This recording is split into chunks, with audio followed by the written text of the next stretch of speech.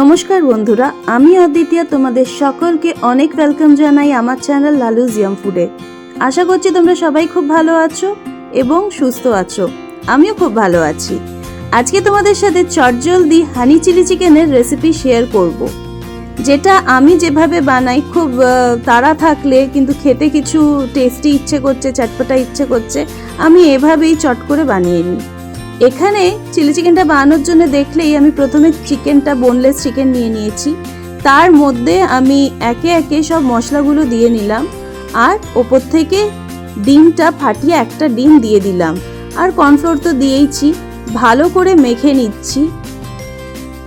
ভালো করে মেখে জাস্ট তুমি 10 মিনিটস বা 15 মিনিটস একটু ঢেকে রেখে দিলেই হবে, যদি হাতে সময় না থাকে। যদি হাতে সময় থাকে তোমরা এটাকে আধ ঘন্টা বা 1 ঘন্টা ম্যারিনেট করে রাখতে পারো, বা আগের দিন ফ্রিজে ম্যারিনেট করে রেখে দিলে পরের দিন সকালে বানালে তাও করতে পারো। কিন্তু যদি তাড়া থাকে তোমরা এটা 10 থেকে 15 মিনিট একটু ঢাকা দিয়ে রাখলেই হবে। এদিকে আমি কড়াই তেল নিয়ে নিয়েছি, সাদা তেল, আর এর মধ্যে আমি চিকেনগুলোকে, ম্যারিনেট করা চিকেনগুলোকে দেখো ভেজে নিচ্ছি। চিকেনগুলো এরকম করে ভাজার পর শুধু মুখে খেতেও ভাল লাগে, কারণ এর মধ্যে আদা রসুন বাটা সবই আছে, নুন টুন সবই আছে। তো এটা পকোড়া হিসেবে খেতেও কিন্তু ভীষণই ভালো লাগে। আমি যখন বানাই, আমি বানানোর পর যখন তুলে তুলে রাখি, কয়েকটা আমার বাড়িতে সবাই এমনি খেয়েই শেষ করে দেয়। খেতে খুবই ভালো লাগে। দেখো চিকেনগুলো ভাজা হয়ে গেল, আমি তুলে রাখলাম।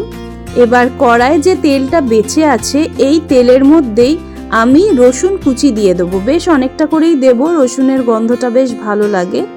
রসুনগুলোকে একটু হালকা ব্রাউন করে ভেজে নিতে হবে। রসুনগুলো যেই হালকা ব্রাউন করে ভাজা হয়ে যাবে, এবার এর মধ্যে আমরা পেঁয়াজটা দিয়ে দেবো। পেঁয়াজটা আমি লম্বা লম্বা করে কেটে রেখেছি, তোমরা চাইলে কিউব করেও কাটতে পারো। পেঁয়াজটাও হালকা সতে করে নিতে হবে। তারপরেই এর মধ্যে আদা রসুন বাটার পেস্টটা দিয়ে দেবো 1 টেবিল স্পুন মতন, দিয়ে ভালো করে ভাজছি। এটাকে একটু ভালো করে ভেজে নিতে হবে।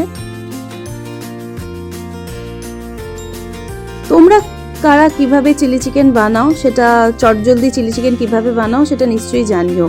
এর মধ্যে আমি চিলি চিকেন মশলাও 1 টিস্পুন দিয়ে দিলাম, আমার কাছে ছিল। তোমাদের কাছে না থাকলে স্কিপ করবে।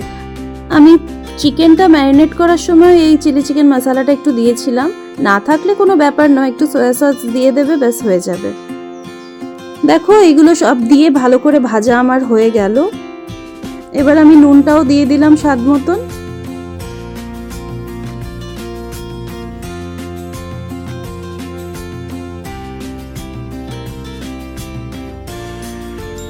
চিলি চিকেনের পেঁয়াজটা খুব বেশি ভাজা হয় না, একটু কচকচ করলে মুখে পড়লে ভালোই লাগে, তাই আর এর থেকে বেশি ভাজবো না।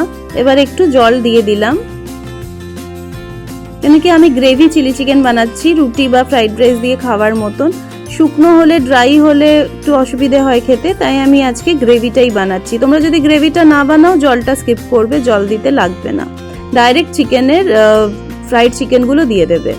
আমি গ্রেভিটা বানাচ্ছি, তাই জল দিয়ে যেই ফুটে গেল জলটা, আমি এবার ফ্রাইড চিকেনগুলো ওর মধ্যে দিয়ে দিলাম।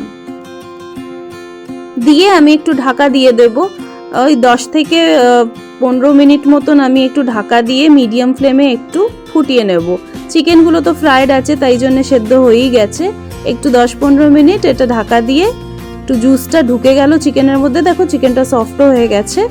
তো ব্যাস, এবার আমাদের এই চিলি চিকেনটা মোটামুটি রেডি হয়ে গেছে।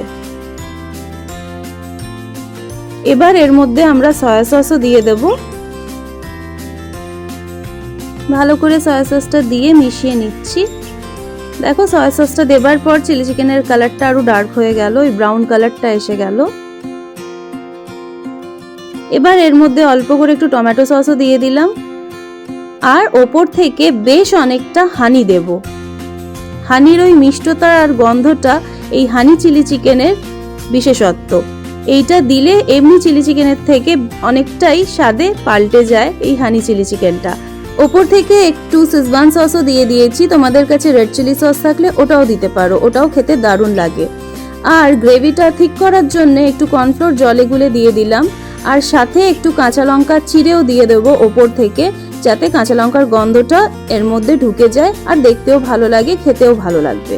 আশা করছি তোমাদের এই রেসিপিটা খুব ভালো লেগেছে। ভালো লাগলে নিশ্চয়ই করে বাড়িতে ট্রাই করো আর আমাকে জানিও তোমাদের এটা খেয়ে কেমন লাগলো। আর চ্যানেলটা আমার সাবস্ক্রাইব করে আমার পাশে থেকো আর বেল আইকনটা প্রেস করতে ভুলো না, তাহলে যখনই আমি কোনো নতুন রেসিপি দেবো তার নোটিফিকেশন সব থেকে আগে তোমাদের কাছে চলে যাবে। আজকের মতন আসছি, নেক্সট আবার একটা নতুন রেসিপি নিয়ে খুব তাড়াতাড়ি এসে যাব। ততক্ষণ তোমরা সবাই খুব ভালো থেকো, সুস্থ থেকো আর অনেক দারুণ দারুণ রান্না করো। আজকের মতন এলাম তাহলে, ধন্যবাদ।